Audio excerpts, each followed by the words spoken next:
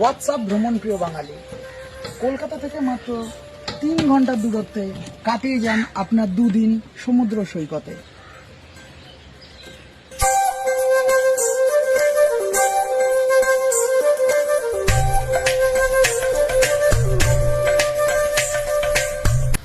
এখানে আপনারা পেয়ে যাবেন AC rooms, non AC rooms, মাড house এবং টেন্টে থাকার ফেসিলিটিস।